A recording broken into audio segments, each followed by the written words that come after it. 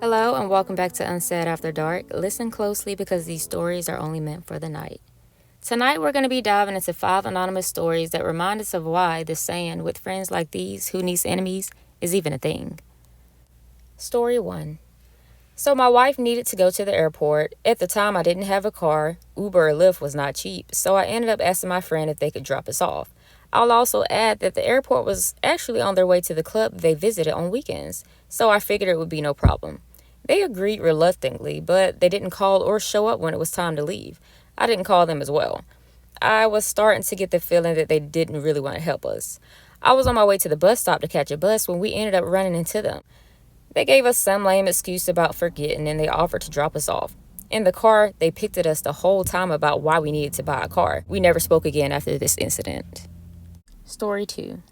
So a few years ago, I ended up falling pretty hard into depression. The kind where you really just want to run yourself into a brick wall.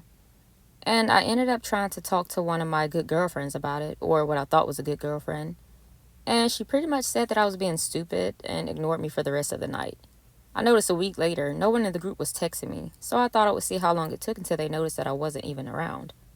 They never noticed. I ended up confronting one of them a year later, expressing how hurt and disappointed I was that that was the last time that I had saw, spoke, or heard from any of them. And about another year after that, one of the exes from the group tried to be friends again. So I let something slip. And sure enough, through a friend of a friend, she had been talking about it to the old friend group, trash talking me. I texted her later that day, and I said, I don't think we can be friends anymore. I need some trustworthy people around me, not just someone looking for gossip material. Story 3. I realized my best friend really wasn't my best friend, heavy on the quotation marks, when she became close with the guy who abused me for 3 years. She knew everything, and she still formed that friendship anyway. And when I confronted her about it, she said he was a nice guy and he was misunderstood and that the abuse probably wasn't as serious as I tried to make it out to be.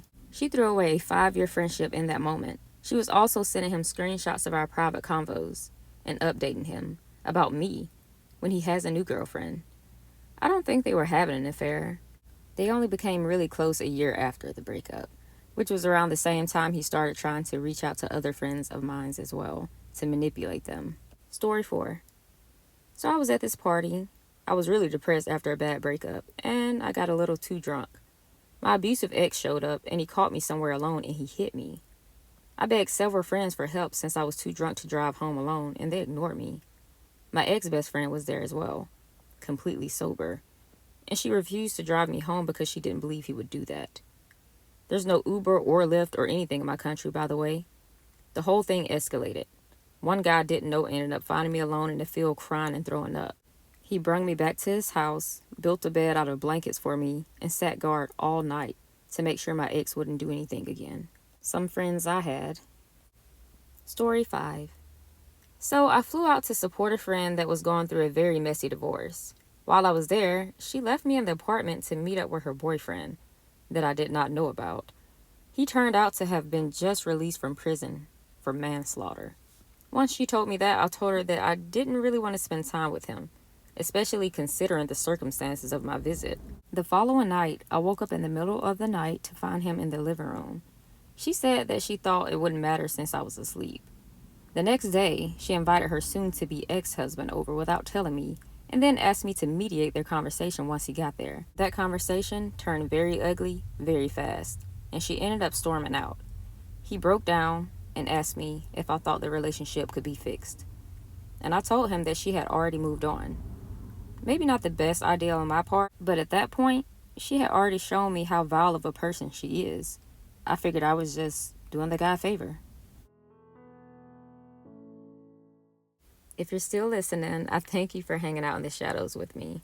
And until next time, stay restless, curious, and keep your secrets close. And maybe your friends closer.